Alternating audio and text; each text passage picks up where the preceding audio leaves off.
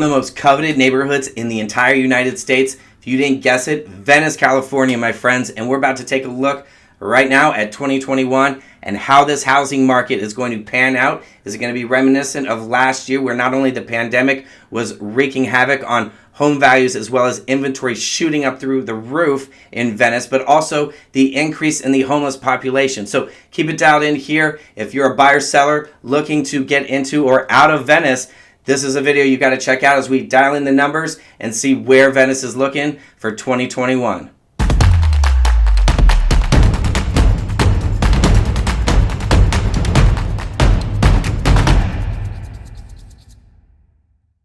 Hey, what's going on, everyone? Welcome back to the channel. I hope you guys are doing fantastic. Had an awesome week. It's Friday, back to the weekend. I'm Eric Haas with eXp Realty in sunny Southern California. I'm a realtor here on the west side of Los Angeles, and I'm here to keep you dialed in on how this pandemic is not only impacting our local lives, but also how it is playing out in our local real estate markets here on the west side, particularly Mar Vista, Venice, Brentwood, and Santa Monica. We're also going to get into Palisades and Marina del Rey, so we've got a full-on scope of what these coastal markets are doing. If you happen to be joining me for the first time, I'm super stoked to have you here with me, because it's all about delivering value as well as tips, tricks, and strategies that you as a buyer, seller, or investor can be implementing in this market or any market for that matter to stay successful.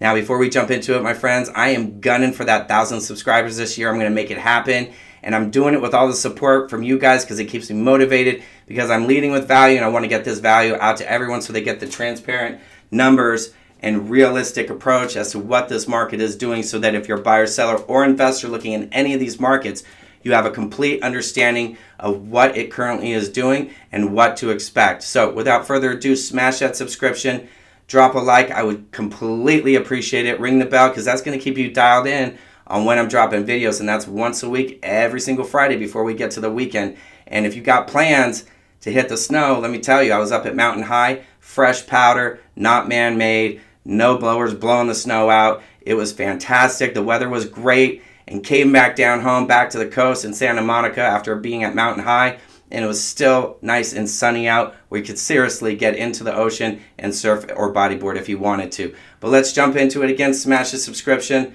drop a like, a comment as well, because I'm always answering the comments.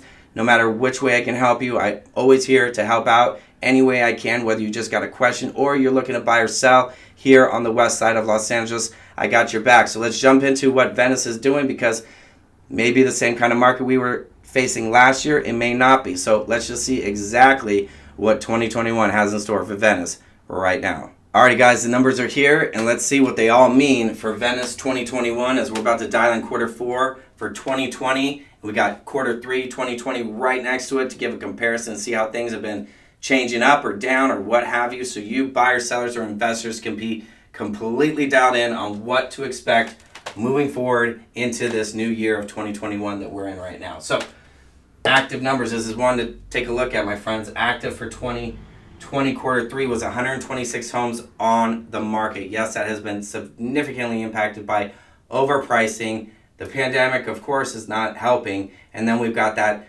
increase in homeless population that really just hasn't had a solution developed for it that will just completely satisfy the problem at hand. But looking at quarter 4, we've got 98 homes, so a little bit drop in the supply, but nonetheless, so the pendings haven't increased to show that that is a result of the inventory being completely consumed. Spring is around the corner. That number is probably going to jump up as people get more and more inclined and comfortable with doing business in this pandemic, with people coming in and out of their homes as well, because we're limited to private showings in Los Angeles, no open houses.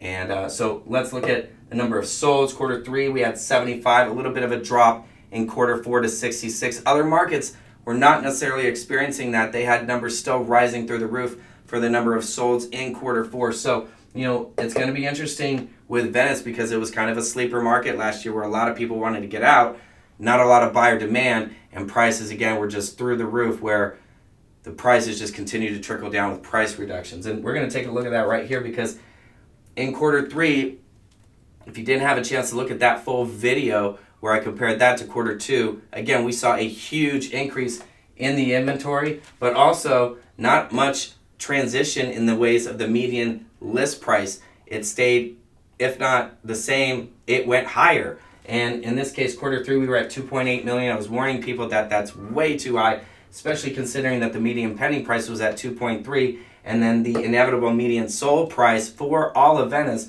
was $2,800,000 discrepancy from the median list price. Now, if we look at the median list price for quarter four, I guess nobody paid attention to the video that I dropped for quarter three, because we're at a 3.2 median list price. And just because there's been some activity and, actives have dropped, pendings have increased, but solds are still a little bit down, that doesn't mean that we can just jump to 3.2. And median pending price is telling that exact fact with a 1.8 million median pending price for Venice. Median sold price is 2.1 million. So there is a $1.1 million discrepancy between the median list price and the median sold price in Venice. And that, my friends, is going to be the really big tall tale of whether or not Venice is going to come out on top in 2021, or it's going to feel this lull through the whole entire year. That lull, my friends, though, for my buyers out there, that's something you can take advantage of, because when you see a discrepancy between the median list price and the median pending price of such a substantial amount of $1.4 million, that is prime opportunity. If you are looking to buy in Venice, this is where you have the chance to jump in and take advantage of opportunities that might have been even higher than what your budget was originally. Now they're trickling down in price, and you can even get it lower than that reduced price that they have set today. Now, average list price per square foot, quarter three saw us at $1,382. Not much difference in quarter four. We're still at $1,378. Average pending was slightly different for quarter three. Well, not slightly. It was a $350 difference, but not too far off with quarter four at $1,238 versus $1,378. But then here's the major showcase. Average sold price per square foot actually jumped in quarter three to $1,203 after those pending sales sold. And unfortunately, though, quarter four is showing $1,181 price per square foot as far as the numbers go for quarter four. Again, this is going to go hand in hand with overpricing. And if you price it right, you find yourself with multiple interests, multiple buyers, multiple offers. That's the type of situation you want to be in as a seller. And this is still going to be a seller's market for Venice sellers as long as you pay attention to the price. Okay? Nothing else matters if you don't have the price dialed in. I don't care what social media that I've shared or talked about. It doesn't matter what kind of international marketing that your local agent is promising, which never really works, to be honest. But look, nothing is dialed in until that price is fully on point and the value is observed. Then it's just icing on the cake with all the other great marketing materials that are your arsenal and your ammunition to get it out to the most eyes possible. Now, let's look at the average days on market. Quarter three, we had 32. Now, quarter three was the first kind of quarter that really got us back into implementing that whole tracking of days on market. During the first 3 months of the pandemic, there really wasn't tracking of it because we didn't want to negatively impact sellers who were trying to sell. And we knew that it was going to maybe take a little bit longer with the uncertainty with so many things occurring as a result of the pandemic.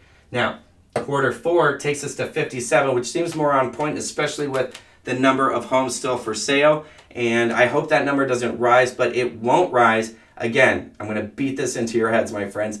Price is everything. Your days on market is going to shift dramatically up or down depending on where you price it. Now, this is where it is the truth. Number of solds going above the asking price for quarter three in 2020, we had 15, a little bit down in quarter four. Same as far as homes getting the exact list price, 4 in quarter three, 4 in quarter four. But again, no one's listening. The major grouping of sellers are selling under the asking price. More than 50%, 60 to 70% are selling under the asking price. And that should not be the case because 2021 is going to be a seller's market on the west side. And it may not be for you, but it's going to be for everyone around you that prices it right. Now, sold volume has not necessarily jumped up either. And that's why, again, we may have a surge and increase in inventory as these months progress into 2021. 170 million was the sold volume in quarter three, 154 million in quarter four. Now, this is another important stat to check out. Sold price versus the original list price, okay? So what the home actually sold for, but versus what it actually listed for. And Unfortunately, 94% of the original price was gotten by that sold price in quarter 3, 2020. It's even down 1% to 93% of the original list price being achieved by most sellers in the marketplace right now. Hot price range. I missed this for Mar Vista, but guess what? It's the same price range for Mar Vista and Venice. Mar Vista is a different market though. It's on fire and people are pricing things right. Venice a little bit different, but this is definitely the hot spot to be, my friends. So I hope you guys found tremendous value. I'm just here to tell it like it is because that's what you deserve.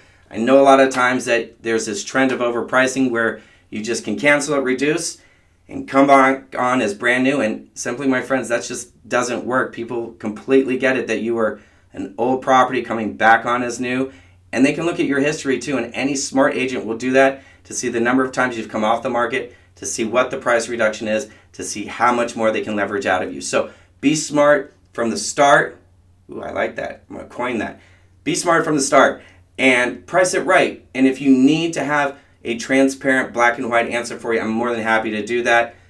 I'm here for you on the west side, all of LA, even into the valley. That's where I grew up as well.